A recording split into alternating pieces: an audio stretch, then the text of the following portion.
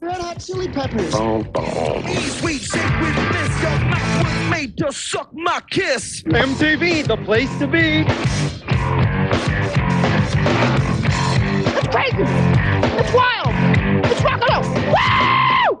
Alla Hollywood Hot House of Rock Music, i Red Hot Chili Peppers hanno subito varie mutazioni genetiche. Gli insoliti sospetti originali erano compagni di liceo: Hillel Slovak alla chitarra, Jack Irons alla batteria, Michael Fleay Balzari al basso e il carismatico Anthony Kiedis al microfono. You know, music was the only reason that I went to school. I played in the orchestra, the jazz band, the choir, the marching band, the musical band. I played in every musical class that I could be in, and that was the reason that I went to school, and that was the thing that kept me focused on something productive. It's hard to actually remember the exact date that we became a band, but we guesstimate between Flea and I, who have little or no memory left at all, that it's February 13th. It's right within that whole general decade, somewhere between the 70s and the 90s. We played bone-crunching mayhem funk. We play it hard, and our motto is always play like you have a big...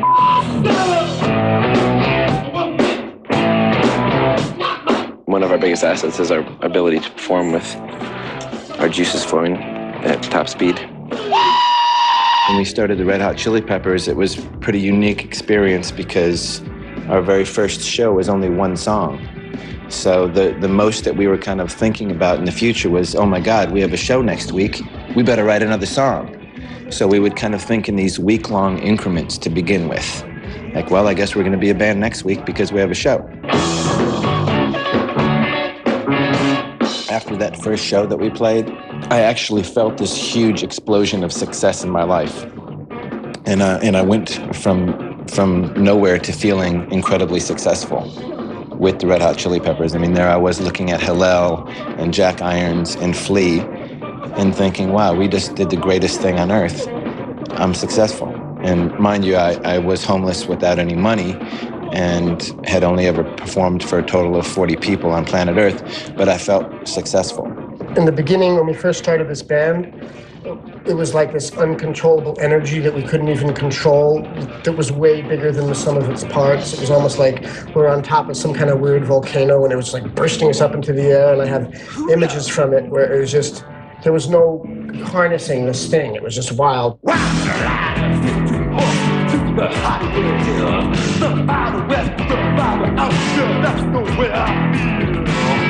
So my life changed at that moment because now I had a purpose, and now I had a place, and now all of this camaraderie and this friendship and this lust for life and for music and for energy and for sex and for rhythm and for melody and for sound and for texture, it all had a place to go. It had an outlet.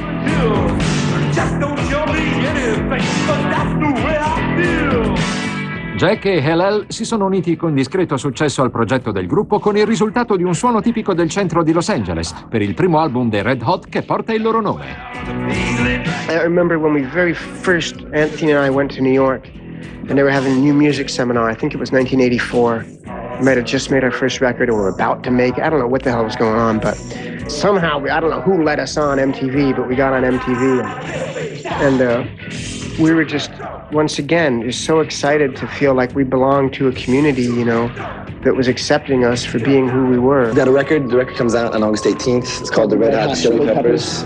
It's going to be the wildest, craziest, zaniest, movingest, groovingest thing you ever heard. It's an explosion of color and sound. It'll boggle your mind and bedoozle your booty. We became the Red Hot Chili Peppers because we loved life and we loved music and we loved breaking down barriers of mainstream mediocrity. We always play as bad as we can, and we try not to give a show at all. And we never try to entertain everybody, and we always try to be really lame and put no energy to it. We don't believe in what we do at all. We have no faith in it. We have no integrity whatsoever, and we hope we don't make any money. And don't buy our record, whatever you do. Minacciando di migliorare la loro prima offerta, col secondo album, Freaky Styley, hanno generato un mix di punk e funky, uscito nel periodo della discussa presidenza di George Clinton. I got to live with George Clinton, and we had a really wild, crazy time.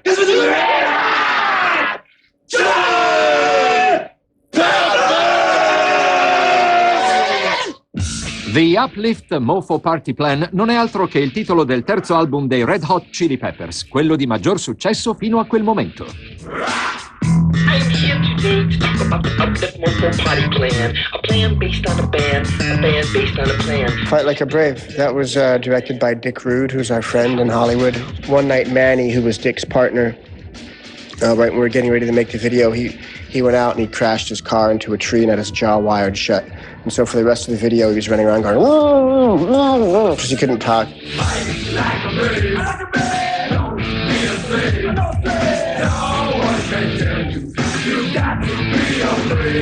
By that time, I mean, we still weren't making very much money. I mean, we were living in very modestly. You know, we lived in small apartments, and but we were, you know, we didn't have to have other jobs, and we were doing quite well. We definitely hadn't gotten to that, like, you know, the ridiculously wealthy status that we have now. Nel 1988 Hellel alla fine soccombe all'uragano di narcotici che infuriavano nelle sue vene. Jack ha lasciato il gruppo lanciando recriminazioni. Improvvisamente sembrava che la festa fosse finita, il gruppo era kaput. A prendere il posto dei due furono John Frusciante e il bestione Chad Smith. John in particular, as you know, after being in the band for a while, he's become much more confident. It was such an incredible dream for him to be in the band that when he found himself standing on stage with the Red Hot Chili Peppers, you know, it was overwhelming for him, and he was just, you know, quaking with adrenalized glands. And after hanging out with us for whatever amount of time, you know, he just became our brother and part of our family and part of our, you know, part of our love scene. And now he understands that he's, you know, 1/4 equally important member, as it will always be, you know, in this particular band. I get to push him around because he's only 19 years old. What do you think about that, John? I deal with it. I'm so happy to be in the greatest band in the world. I just couldn't be happy. And he's a ticklish guy in the band. What my experience was that they were my favorite band, and I had no, you know, I was just a kid who had spent all his time practicing guitar in his bedroom. Instead of just hiring me and, you know, giving me a paycheck or whatever, they put me in the band and made me an equal member of the band, where we all made the same amount of money and we all were writing the songs and getting equal writer's credit. Chad Smith is a very big guy. He's 6'3". I like to refer to him as a very wild psychedelic herd of stompeding rhinoceroses on the drums. I left high school, which is the school you leave when you're about 18 years old. I started playing professionally because I've always been very passionate about music, and it's always what I've done and what I've loved to do, and I've been very fortunate just to be able to play professionally and make music.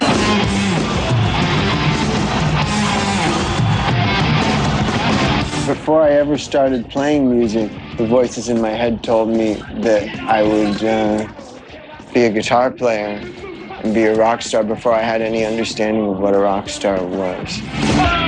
La nuova formazione era decisa. Il gruppo pubblica il suo primo album insieme, Mother's Milk, con cover di Stevie Wonder e Jimi Hendrix, e si scatena in un tour mondiale facendo arrivare il suono dei Red Hot alle teste dei media di tutto il mondo.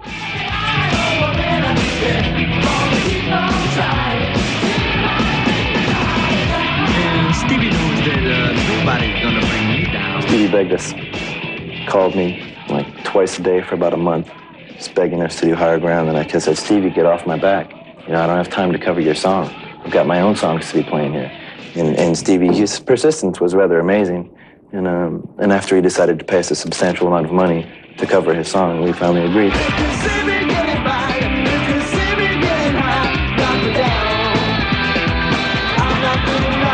It started out like a combination of punk and funk music, you know, primarily. We never thought about, you know, let's try to do this forever. In fact, there were several times when we tried to break up and we tried to disband, and people got fired and people tried to quit and people died and people fell apart at the seams. And we really did our best to break this band up. And it was like this, you know, strange cosmic magnet that just kept coming back together. We were unsuccessful at breaking this band up. Seguiteci nella seconda parte per svariati altri disastri in stile Red Hot. John Frusciante was not pleased with his circumstances. He left the band. Come mossa successiva, i ragazzi hanno colonizzato una casa stregata sulle colline facendo scappare i fantasmi che ci vivevano. Diventa la sala di registrazione per il nuovo album, Blood Sugar Sex Magic.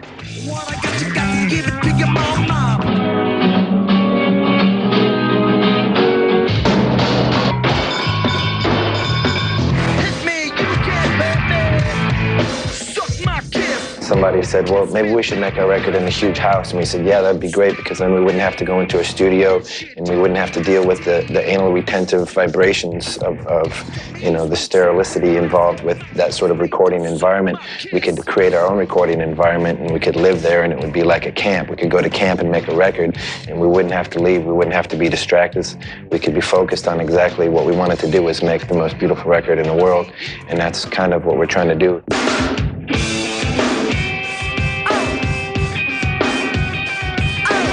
That's all that mattered to us at that point in our lives, was making this record that we had been working on for about 7 months in pre-production, just writing. Questo è il frutto del primo rapporto della band con la nuova casa discografica. Verranno seguiti da Rick Rubin. Sarà una collaborazione lunghissima, dato che Rick produrrà tutti i loro album da quel momento in poi. And we just accepted Rick with open minds and open hearts.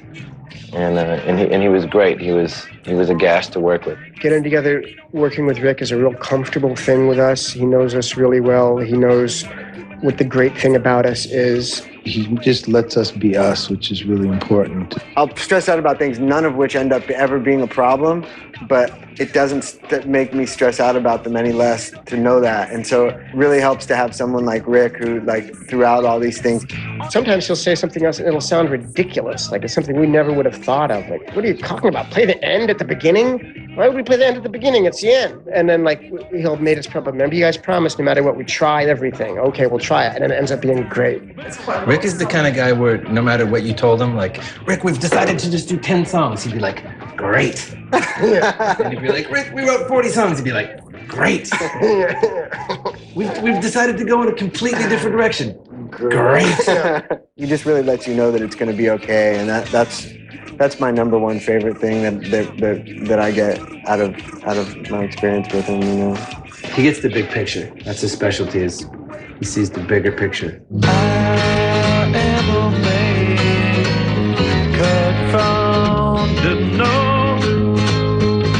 L'album ha scosso il mondo. Con un disco di platino e un tour mondiale imminente, la band è finita sulle copertine di tutti i giornali e ha partecipato a MTV World Glory. Blood Sugar Sex Magic è diventato il disco dei Red Hot più venduto, consacrando la loro fama globale. We hit a real high creative peak, I felt, when we did the Blood Sugar record in that time.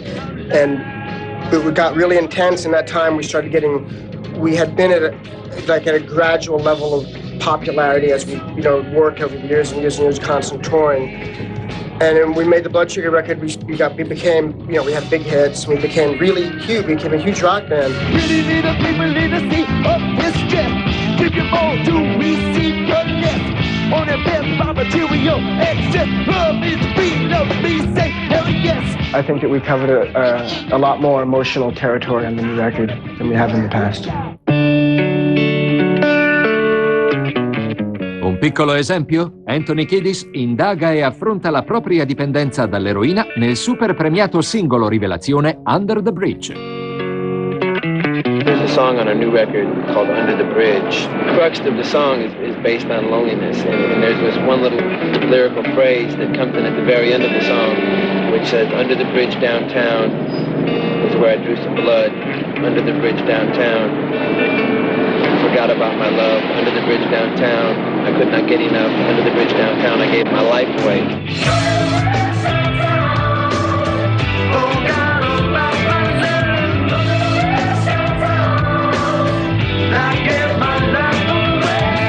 We're very proud and excited about that record.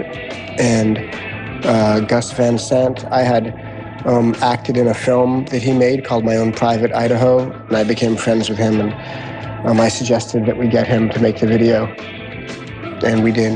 When we did Under the Bridge, my memory of it is just getting there, doing my 5 minutes on stage, and then taking a break, and then doing another 5 minutes with Flea, and that was everything. We were out of there like that. So That's nice when there's no waiting around. It wasn't like we went from, being unheard of to being rich and famous overnight. It sort of took about 8 years or so to even make a living doing what we did. Even though we never had other jobs, we were always, doing couch tours and sleeping 10 people under a roof and things like that. So, when we finally got rich and famous, it changed a little bit because it was gradual. It didn't, mess us up that bad. The winner is... And the winner is... my man Flea and the Red Hot Chili Peppers.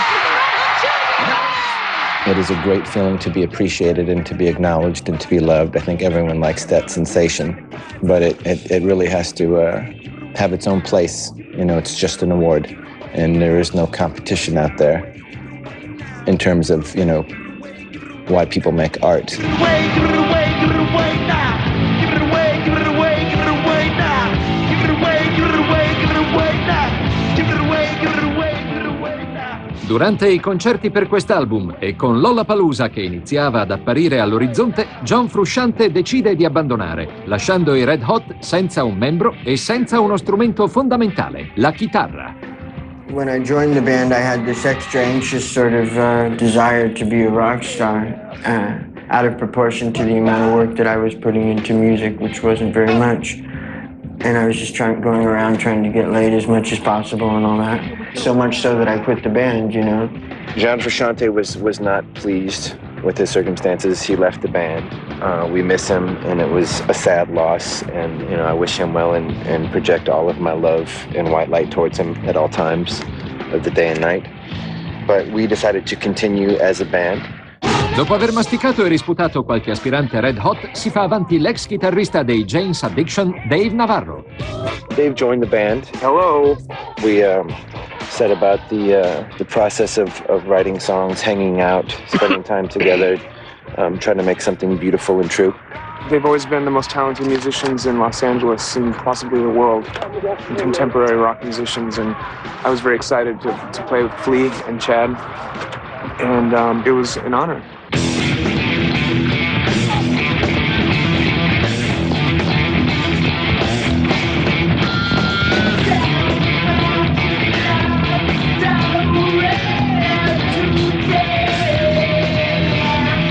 Bring any new member into a situation where there's an existing group, it's going to change, and like it did with John Frusciante, there was some dramatic changes there.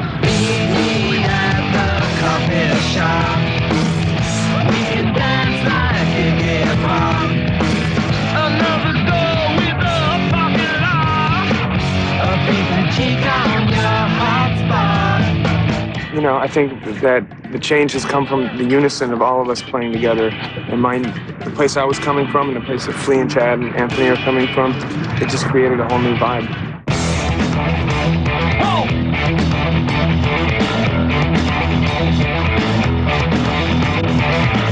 C'è Feeling e il sesto album One Hot Minute arriva velocemente. Grazie a pezzi come Aeroplane, Walkabout, My Friends e Warped, i critici lo indicheranno come l'album più introspettivo della band.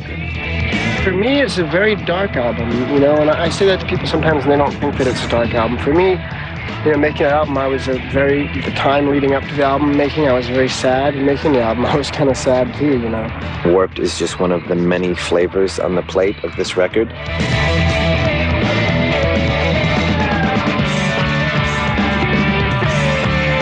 It's very diverse, and I like to think that it's rather dynamic.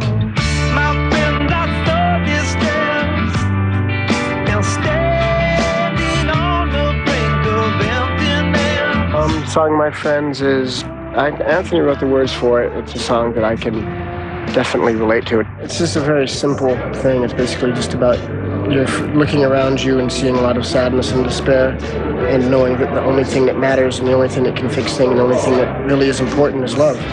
I love all of you, hurt by the cold. Nel 1998 Dave Navarro lascia i Red Hot Chili Peppers per concentrarsi su altri progetti. Because, it's not working out, but, I don't know what you guys are going to do, but the only guy that you should get is John Frusciante back, and this is before, anything happened with John. So like, you know, I think he understood that there is, you know, a chemistry thing that's very important and really important in our band. Sometimes you just know when something has run its course and it's just understood, even if you don't want to voice it because it's going to hurt. And it doesn't really matter what side of the fence it's voiced from because you both know the same thing, that it's over. And then about a week later, Flea came up to me and he said, you know, what would you think of playing with John again? And I said, well, that would be a dream, but I mean, what are the odds? What are the chances that, you know, something like that could come full circle? You know, we found each other once in life many years ago, and we thought that chapter was just done. But to have it happen twice in a lifetime was you know, a very reinvigorating feeling.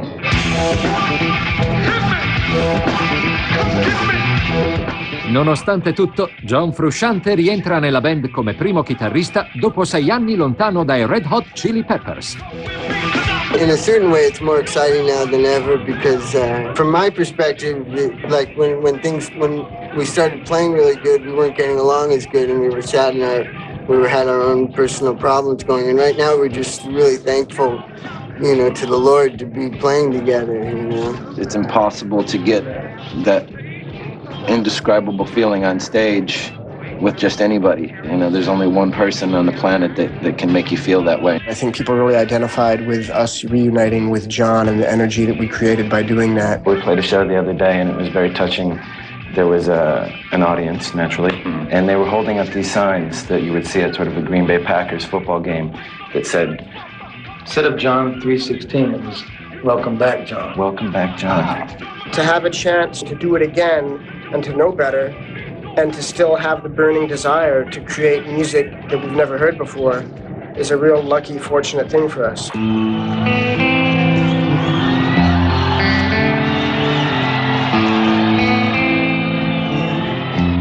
Di nuovo insieme, i Red Hot sono inarrestabili. Tornata a pieno regime, la band non può chiedere di meglio, con lo straordinario successo del 7° album nel 1999, Californication.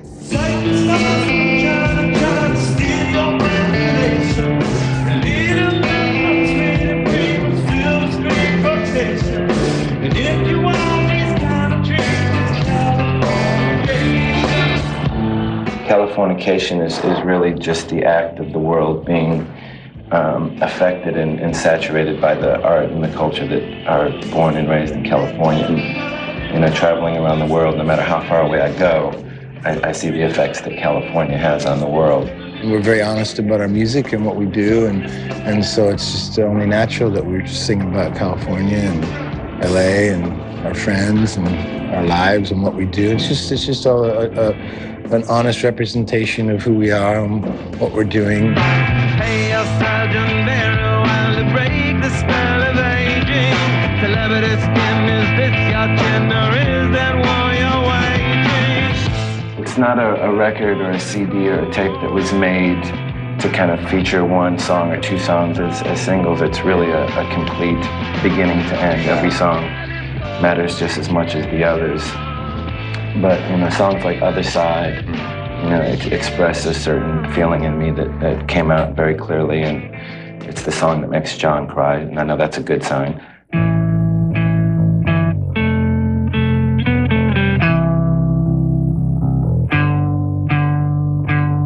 How long will I slide? Will separate my side?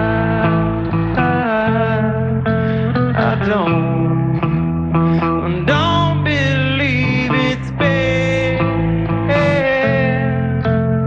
A slit my throat is all I ever. I feel like we did a really good job, and we nurtured the music and took time and care with every note and really gave ourselves to it and put an incredible amount of time into it. And I'm really proud of the product that we've made. Something kind of amazing and fortunate happens to us when we set about the business of writing music, which is we kind of leave the past outside, and, you know, any sort of expectations or pressures or weirdnesses or, you know, that stuff just disappears when we go into a room to play.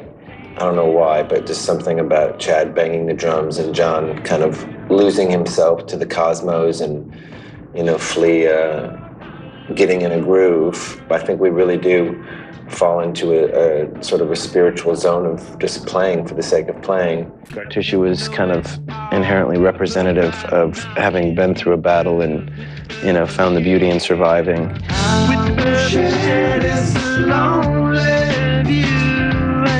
It says, with the birds I share this lonely view.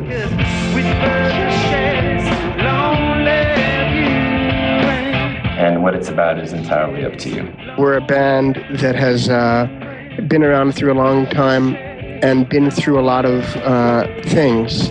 A lot of beautiful things and a lot of very tragic and traumatic things. Wounded, but with peace in our hearts.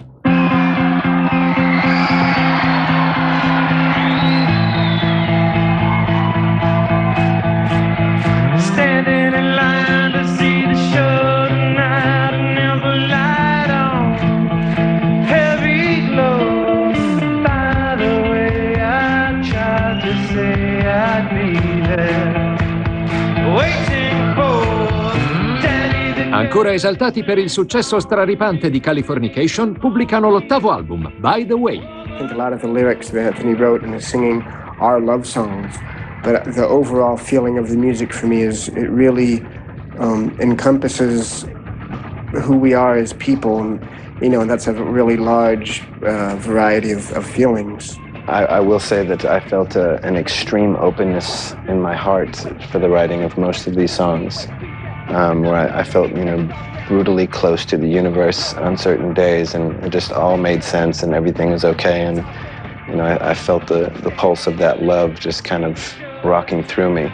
For some reason, it was one of those instances where words just come funneling into my ear hole from outer space, and the words that came to me were the By the Way. Not a verbatim visual demonstration of what the song is about lyrically, but that's okay. Well, Anthony gets kidnapped by a crazed cab driver, and he gets scared, and so he pages John and I, and we come to save him. Standing in line to see the show tonight, and there's a light on. I don't really even notice when I'm in a car with somebody and they're driving crazy. I'm so comfortable really wherever I am that Trust me. He knows I'll never do him any harm. Heavy glow. By the way, I tried to say I'd be there. By the way, it was probably the easiest video for me to shoot. I had to show up for about 20 minutes. Do you want to see my bit, By the Way? I'll show you what I did. You ready? So, by the way, I tried to say I'd be there. And that song sort of, represented us on a whole. And when it came time to title the record, it just seemed like the best title because of the fact that it is open-ended. Every sound on that record is a place where nature was taking us. With us, it's not a very contrived thing like, let's try to get this 80s new wave sound, or let's try to, get the Mexican sound from down the street. It's like, all that stuff is there, but it's all in everything that we do, And I think, if anything on this record, we've just become more capable of expressing all those different things.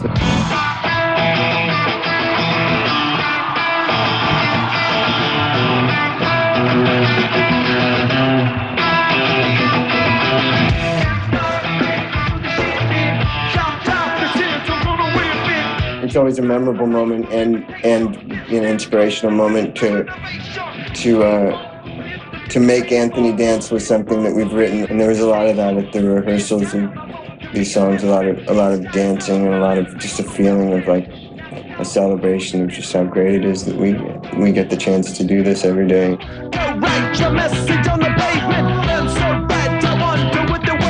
I love the fact that Anthony's been writing so, personal from inside of himself for this album. There were a couple of times where we were listening back to basic tracks in the studio, and I wept like a baby. The one time was during the song Universally Speaking, and it was just there was more feelings going through me than my heart could contain. It really had to just open up and let some of that.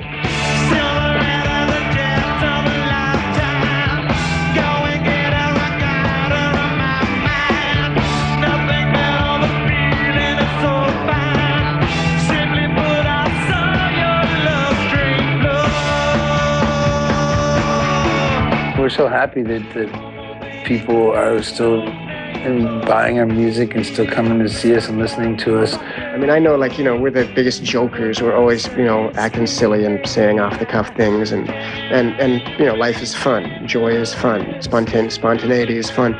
But we always tried to make good art, you know, and we always tried to make stuff that was honest to who we were as people, and not to conform to any code that was popular at the time or any particular aesthetic that was trendy or anything. Tra poco sapremo cosa bolle nella pentola dei Red Hot Chili Peppers. If you don't like this record, you don't like the Red Hot Chili Peppers, period. I want to be really funny. I just want to make people laugh.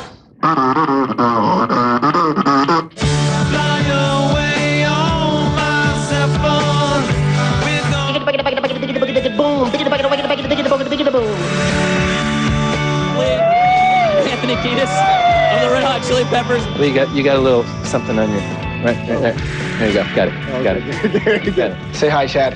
Hello, Chad. Choo choo.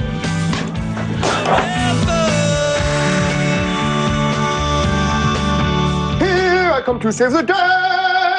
If people laugh, they live a long time.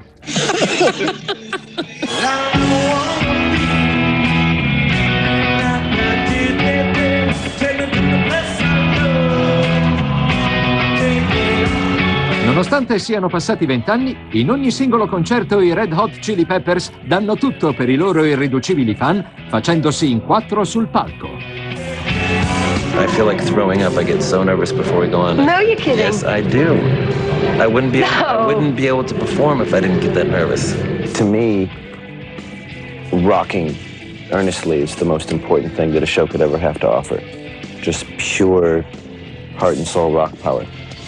But if you can do that and put on a dazzling, spectacular performance at the same time, that's my favorite combination.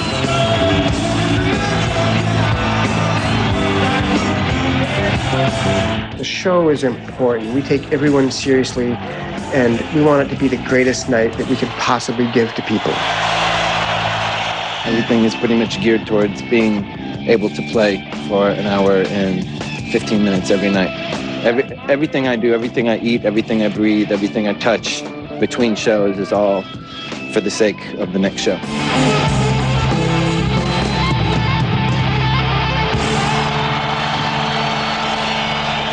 Every show we do, we get together, we hold hands before we go on. We rehearse so hard, and we're like, let's give them the greatest show that we've ever done in our lives tonight. And it's like that for us every night. You know, we take it seriously. It's everything to us.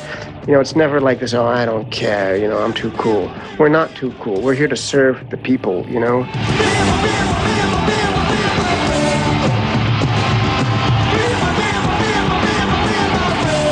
The music that we're able to make combined with all these people coming together, there's just this intense energy that occurs every night. I think that, you know, when a band goes on stage, they should be entertaining, and there should be a level of excitement to what they're doing. You know, it should be a show, you know, and I'm very hell-bent on putting on a show when I perform. What you got to give it to your mouth. What I got, you gotta give it to your papa. What I got to give it to your doctor. Do a little dancing and you drink a little water. We started off playing little clubs, and they got a little bigger, and they got a little bigger, and they got a little bigger. And now it's just big rock and roll monstrosity.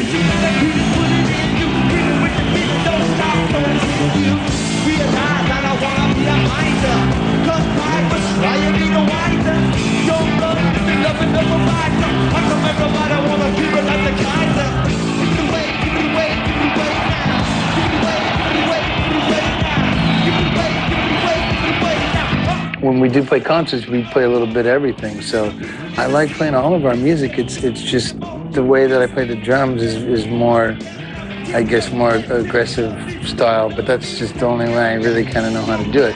So when we play softer songs, I have to like constantly remind myself to lay back and chill out a little bit.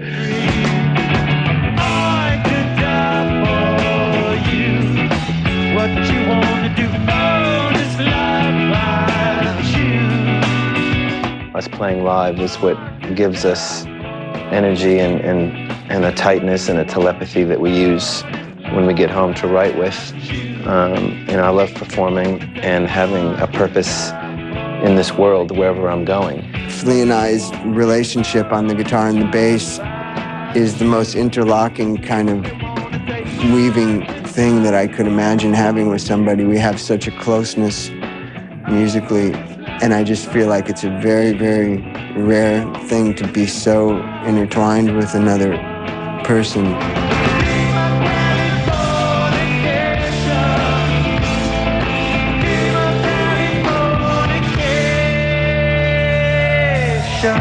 We don't set out to appeal to the wide range. I love that we do.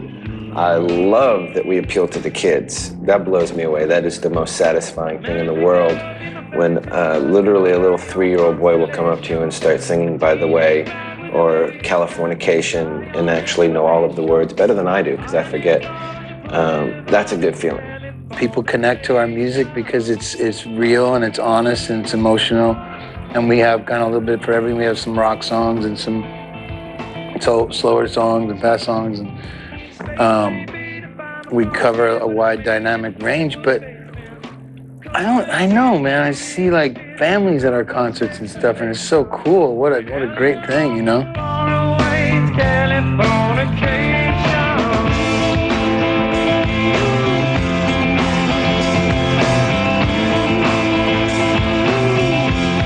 You know what I have for my fans? Yeah. A lot of love. We just do what we do, and I don't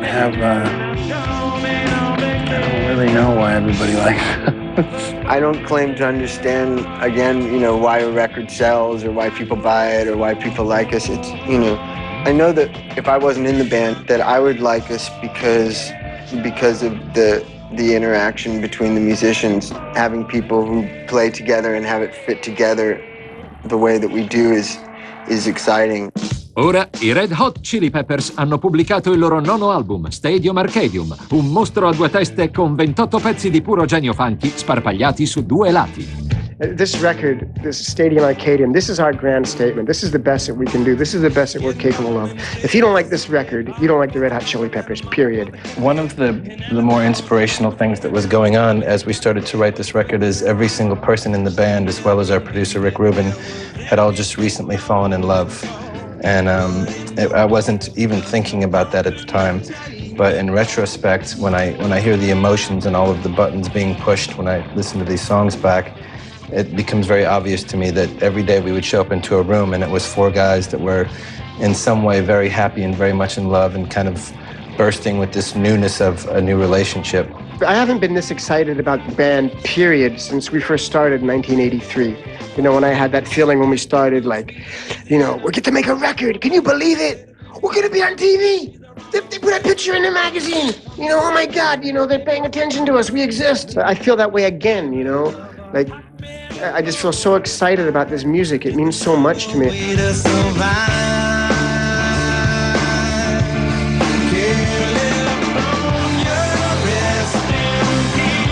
Danny California is a character. It was in the By the Way song. The first time that I heard the groove for the song that would later become Danny California, something about that groove just made me think, oh, that's a story that needs to happen. And about halfway through writing the story, it seemed like the person I was writing about was the person Danny from the song By the Way, and I just kind of ran with it from there. I really like the way when John came in with that melody for the chorus. The way that it overlaps against the music is really different than... It's different. Different than like the way my brain would ever think of something overlapping. Or mine. With a piece of music. Or Chad's, for that matter. Yeah, it's a real unique thing. Boom, boom, boom, boom, boom.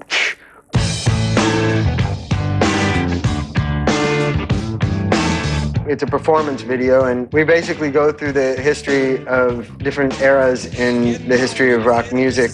We start out in 50s rock and roll, and we go through early 60s sort of groups sort of like the Shadows or something, groups with suits and glasses, and then we go through the late 60s with psychedelic music. Man, get into it, man! Let's get into it! And we do glitter rock from the early 70s, and funk and punk and goth and hair metal, and then we're ourselves at the end. Grunge. Oh, grunge, sorry. Yeah. We do the sort of MTV acoustic version of grunge. It's fun to pay homage to something and to have lived through a lot of it, but to have remained ourselves. Rock and roll!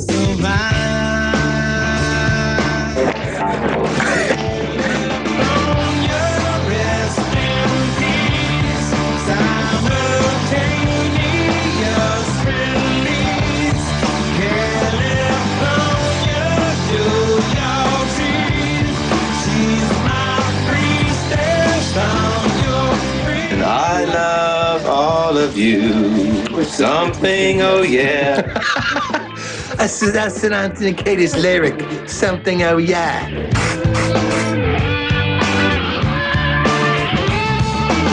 She's a lover, baby, and a fighter. Should have seen it coming when it got a little brighter. Fantastic work. Brilliant work. Dopo 23 anni, ai Red Hot Chili Peppers resta davvero poco da raggiungere. Hanno venduto circa 50 milioni di album, hanno avuto 9 top list. La formazione è cambiata spesso, con 14 diversi membri. Sono sopravvissuti alle ferite, alla morte e a diverse sostanze. Oggi sono ancora in vetta. I'm not a preacher.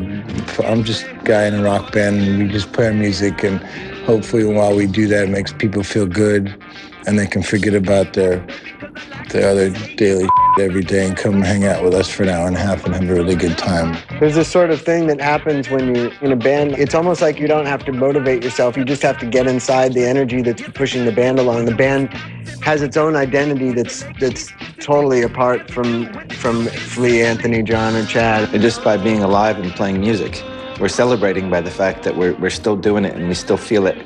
And we still love it, and we still caress it, and it's almost like we're just getting started. It took us 20 years just to get to a starting point, and now we can begin. I'm still the same knucklehead that I always was, you know. I'm just Chad from the block. I used to have a little, now I have a lot. These are the rocks that I got. I'm still just Chad from the block. We're such different people, and we all have such a different thing that fits in together that makes us a band and gives us a unique style. It's so beyond what any one of us is capable of giving on their own, you know? And it's magic. I hate to say it, but it's nothing but magic.